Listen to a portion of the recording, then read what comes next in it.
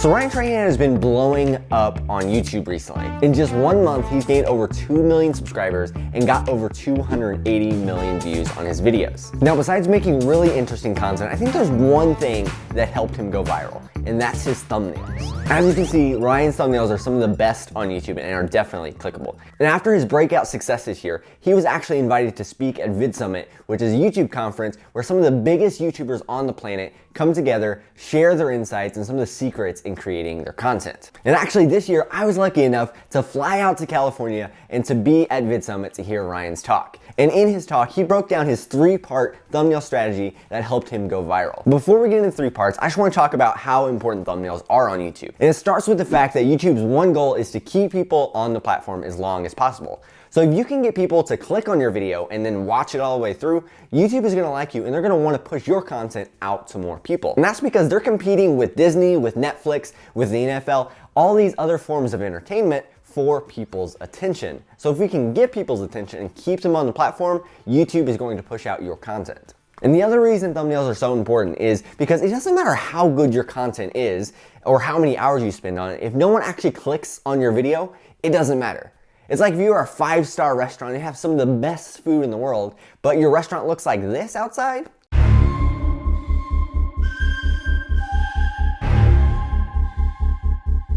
I ain't going in. And that's actually why Mr. Beast, when he's thinking about a YouTube video, if you can't think of a good thumbnail for the video, he won't make the video at all. So now that we understand how important thumbnails are, we're gonna jump into the 3-part thumbnail strategy.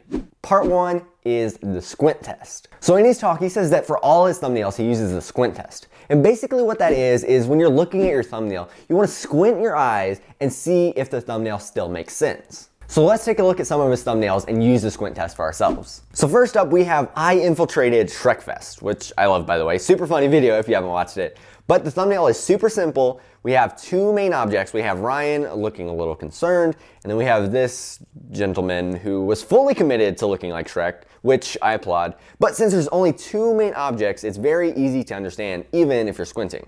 And as you look at some of his other thumbnails, they all pass the squint test. So an easy way to simplify your thumbnails is using the 3-object rule. And basically what that is you don't want to use more than 3 primary objects in your thumbnails. And in a lot of Ryan's thumbnails, he uses his face, an object, and some text. And that's his 3 objects. And when you limit yourself to only being able to use 3 objects, you're much more likely to have a simple thumbnail that's easy to read. Now, Ryan definitely is not the only person to use this. There's so many YouTubers that use the 3-object rule. And a lot of times they use a person, an object or environment, and a little bit of text. So that's part 1, the squint test. So part 2 is color blocking. The other thing that stands out in a lot of Ryan's most popular thumbnails is his colors. And in his talk, he talks about using color blocking, which is using large blocks of colors in his thumbnails. But what I think makes his thumbnail stick out so much comes down to one word. And what is that word? Wait for it. Drum roll, please. Contrast. The word is contrast. What Ryan does so well in his thumbnails is he uses color contrast. Now, there are 3 ways to achieve color contrast in your thumbnails. Now, this is gonna get a little bit technical, but stick around because I think it's gonna be really helpful if you're wanting to use color in your thumbnails. So the first way to achieve color contrast is use contrasting hues. And basically what the hue is, it's what you think of when you think of a color, you know, red, green, blue.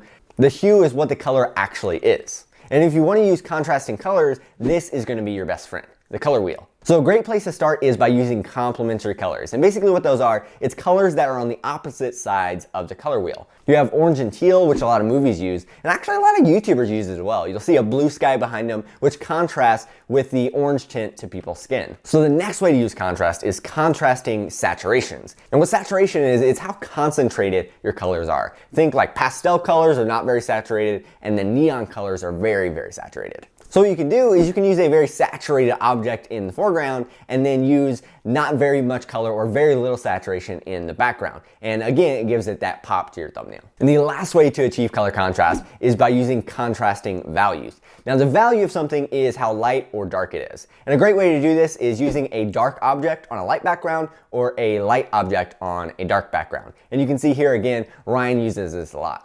Now there's one more part to Ryan's thumbnail strategy that I think helps him stand out compared to most YouTubers nowadays. And the third part is subtle conflict. So this one's kind of interesting because if you've been on YouTube for any amount of time, you've probably seen a lot of these faces.